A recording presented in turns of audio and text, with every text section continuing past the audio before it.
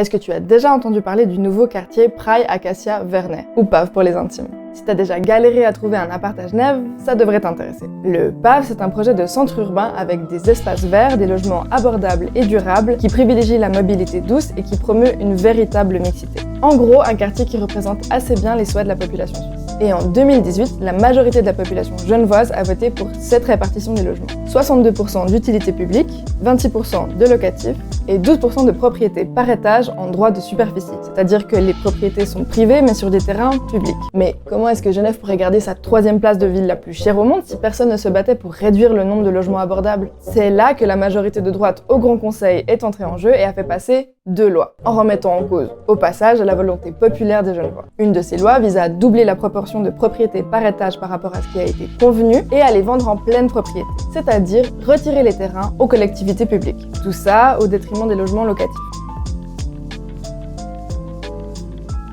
Là, c'est important de rappeler que moins de 20% de la population a les moyens de devenir propriétaire, malgré ce que disent les finance bros sur TikTok. Devenir millionnaire à 20 ans, c'est pas aussi dur qu'on le pense. Bon, pour l'autre loi, c'est un peu plus technique, donc accrochons-nous. En gros, en droit de superficie, les propriétaires privés doivent payer une rente pour utiliser des terrains publics. Mais avec cette nouvelle loi, cette redevance est fixée à un prix tellement ridicule, 3 fois moins que la moyenne, que cela encourage, pour ne pas dire oblige, les collectivités publiques à vendre ces terrains à des promoteurs privés à un prix très bas. Et ça favorise la spéculation immobilière, ce qui mène à des fluctuations excessives des prix de l'immobilier, un marché du logement instable et des loyers inabordables pour la majorité. Yay! Heureusement, le 3 mars, tu pourras voter sur les 2 référendums que l'ASLOCA et les partis de gauche ont lancés contre ces lois. Le 3 mars, vote 2 fois non. Parce que dans un contexte de pénurie de logements abordables et locatifs, ces lois sont complètement injustes et vont à l'encontre de l'intérêt de la population. Le 3 mars, vote 2 fois non. Pour un Genève accessible à Tuxt.